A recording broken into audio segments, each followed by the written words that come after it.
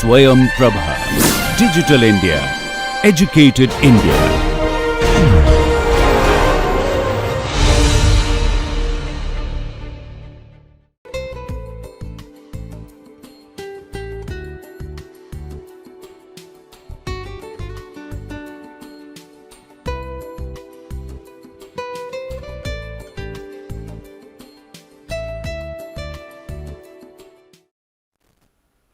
Welcome back to the course.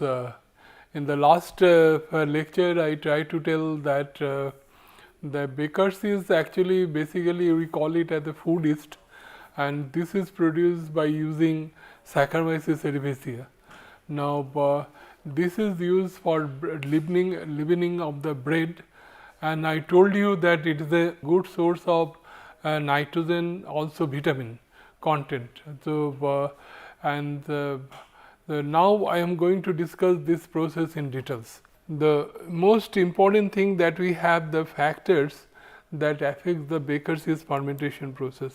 I told you the selection of the microorganism plays very important role. Now question comes, what should be the characteristics of the microorganism? First thing, that it should be genetically stable, which is very important, because if organisms are genetically stable, then and only then the biochemical characteristics of the organism will be same. So, and it should have high fermenting power, so that degradation of the substrate will be very fast, and then the rapid growth characteristics giving the high yield on cheaper raw materials, because the raw materials more cheaper, your cost of production depends on that. If the raw materials is cheaper, your cost of the yeast cells will be less, and then readily disperse in water, because this let me explain is very well, because this is a special characteristics we want for the yeast cells, readily disperse in water.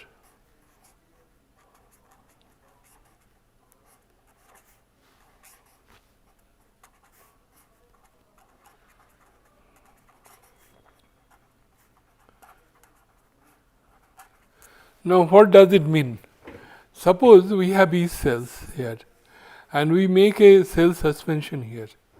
Now, if cells are there like this, suppose some cluster of cells are like this, and cluster of cell means lot of cells, they are binding together like this. Now, so I told you this is used for the bread making purpose. Now, when you prepare the dough, suppose you are preparing, this is a container, and in this container you keep the dough. You prepare the bread, the dough you prepare and keep it. Now, if yeast are not dispersed properly, if they are not segregated, then and they form this kind of cluster, then what will happen when your dough bulge and dry it, and then when you cut the bread, if you take the surface of the bread, this is the slice of the bread, if you see it, then you will find there's some big holes is there, some small holes are there. Because why the big holes are there? Due to presence of the cluster of cells, and due to the presence of cluster of cells, they produce more carbon dioxide, and they make a big hole here. And since here you have seen single yeast cells, it forms the smaller holes. So, the porosity will be different. So, this is undesirable, and that is why one important characteristics of the yeast cells is the readily dispersion. Whenever you prepare a suspension, it should be uniformly dispersed in water. Then good appearance, because whenever we go to the market and purchase any kind of product, the appearance of the product also very important factor. So, from the appearance you have to see that whether it is good or bad. Usually yeast should look like a perfect white color, but if it is of different color, that means maybe due to some contamination problem. And resistance to autolysis, I mentioned that also, this is, you should not degrade. If you degrade it, then you will not get the rapid fermentation characteristic. It should have good keeping qualities, especially during storage. Now, Now, another thing, very important thing that we have, that is the media, because after when you have good microorganism, now good media also very important. Now, one very important thing that we have in the mind, how you design the composition of the media. Particularly, I have taken this Baker's yeast fermentation as the kind of example, that how you can, is it possible, what is the methodology through which we can design that, what are the components required for this fermentation process. Now, we already observed that molasses is the best raw materials for the yeast fermentation process. Why? The reason is that it contains a good amount of sugar, it good amount of vitamins, and a good amount of nitrogen source, minerals and other things which is required for the growth of the organism. So, we do not have any problem for the growth of the organism is not a problem at all in this, but question comes that whatever material, whatever component present in the cane molasses, whether it is suitable for the yeast growth or not, that we shall have to find out. That is exactly because initially when I talk about the growth characteristics and all these things, then I try to tell you that when any microorganism grow, they require couple of things. One is nitrogen source, they require proper carbon source, they require minerals, they require vitamins, and everything has a different purpose. I told you carbon is used for the cell mass formation, carbon is used for the energy, and also carbon sometimes carbon is used for product formation if the product is other than cell mass. Nitrogen mostly contribute for the cell mass formation, and minerals and vitamins, they only contribute as a cofactor in the metabolic pathway for the different enzymes. Now, here that if you look at the composition of the cane molasses, I have taken the example of cane molasses because India we have mostly the cane molasses availability, because we have lot of cane production and mostly the sugar industry based on the cane. So, cane molasses is our major raw materials available in India, and if you look at the composition is like this: total solid, the sugar content is 50 to 58%, nitrogen 0.08 to 0.5%, and for phosphorus as P2O5 0.009 to 0.07%, magnesium oxide 0.25 to 0.8%, calcium oxide 0.15 to 0.8%, and K2O what is that is 0.8 to 2.8 to 2.2%. But if you look at, because yeast has to grow, so what we do that we take the yeast, dry yeast, and try to find out what is the elemental analysis of this yeast cells, and we find the yeast cells content about 8.5% nitrogen source, phosphorus is 2.5% on dry basis, then magnesium oxide is 0.4%, and calcium oxide 0.05%, and K2O 8.25%. Now, we know that yeast cells might be containing, when it present in the fermentation media, can containing more than 90% of moisture. So naturally the concentration will be little bit less than that in the wet conditions, and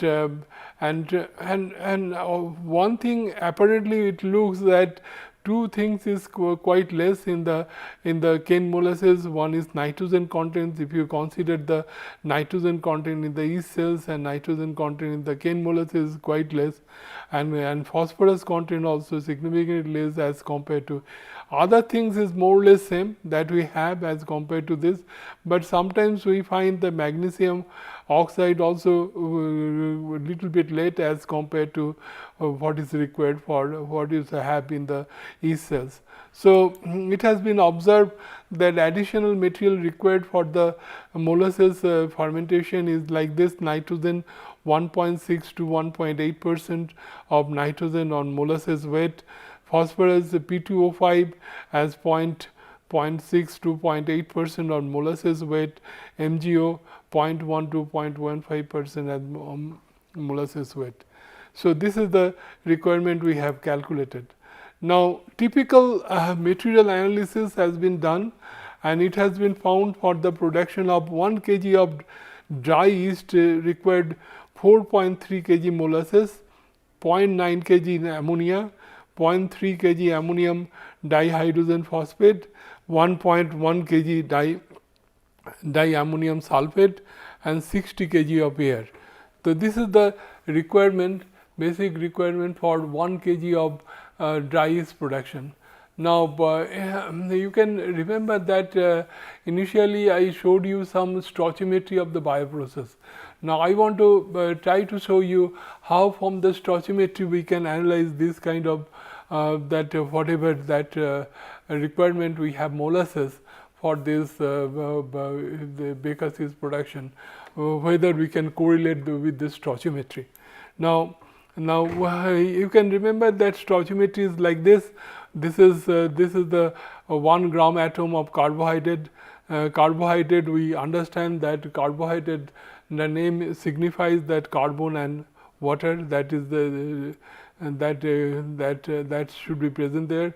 So, it is C6H12O6, that if you consider glucose, and if you divide by 6, then you will get this, the 1 gram atom of substrate, and then you required let us assume yn by S, that is ammonia, and yo by S oxygen.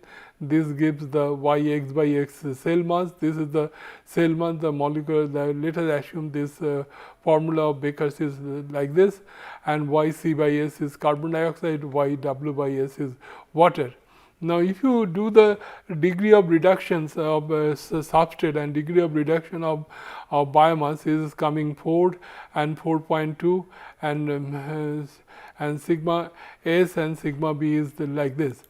And we know now with thermodynamic efficiency of the aerobic process, we know it varies from 0.5 to 0.6. Now, if we assume this value in between that 0.55, then eta, this will be, because epsilon p will be 0, because we assume here, because we assume no ethanol production, because this is aerobic fermentation process. Under aerobic condition, no ethanol production take place. So, we can assume the eta equal to, this is yx by S, that gamma b by gamma S. So, yx by S we can easily calculate to 0.52. Now, if you do the, once you get this value, then we can find out that the other value we can easily calculate, that we can find out yc by S, yn by S, yw by S. We can all we can calculate, and we can put it in this equation like this. That and when we b value we can also calculate, then we know that 1 kg, we just now we find out before that for 1 kg dry yeast we require 4.3 kg molasses. So, what we have done that 1 kg with the 443 kg cane molasses, let us assume it contains 50% weight by weight sugar. So, sugar content is 2.115 kg. Now, 2.15 kg sugar multiplied by 1000, then it will be gram. This will be, previously it was kg. So, previously it was kg, and it will 1000, you will get gram, divided by 342. The molecular weight of sugar is 342, 6.28 moles of sugar is there. Now, 6.28 moles sugar can produce 2 moles of glucose, and then you multiply this much of glucose.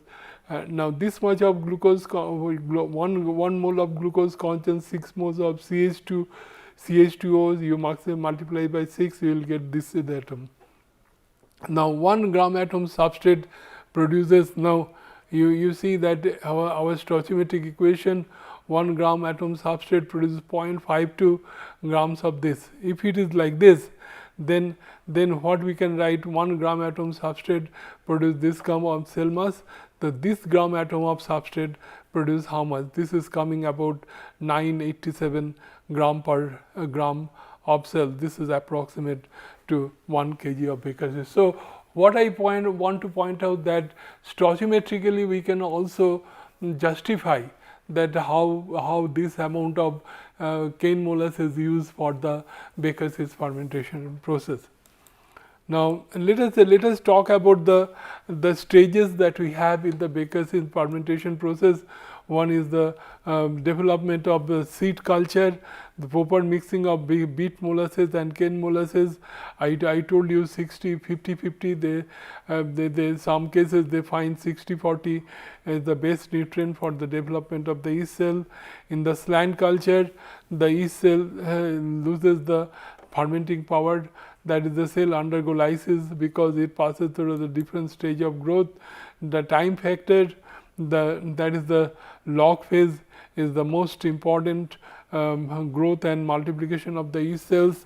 I told before several times that whenever we do the inoculation, that we always consider the growth cycle of the cells, and this is the mid log phase and this is the late log phase, and we always do the inoculation in between these phases.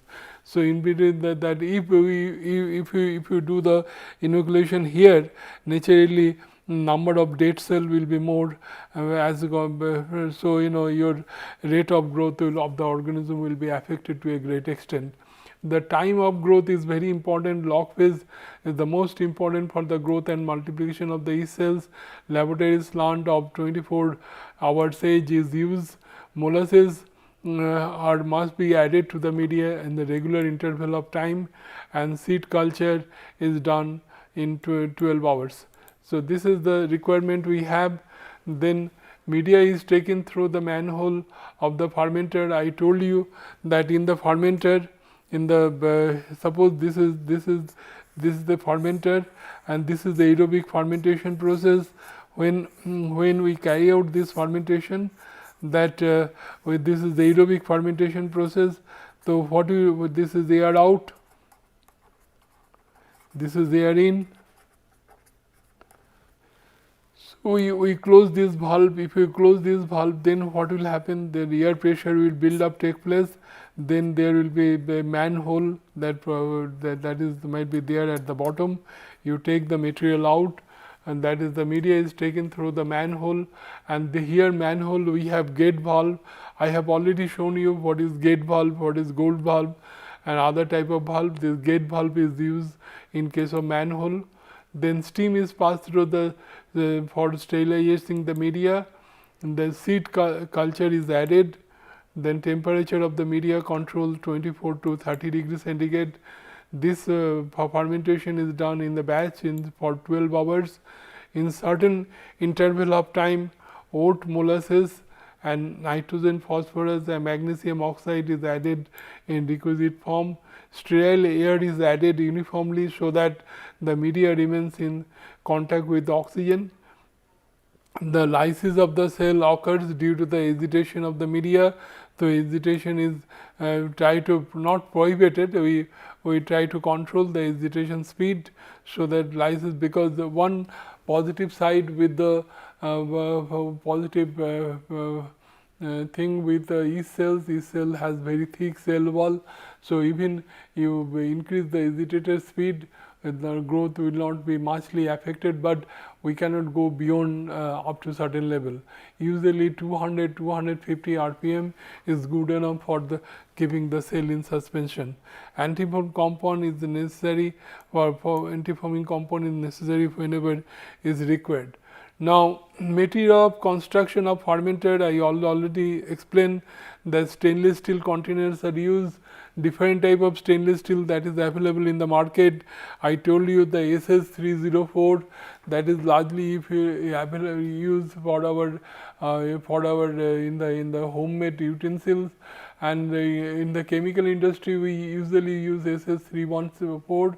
Also we use in the biochemical industry usually we use the SS316, because most of the fermentation process it produces lot of organic acid which is corrosive in nature. So naturally that helps us to develop that so that the resistant property of the construction materials should develop.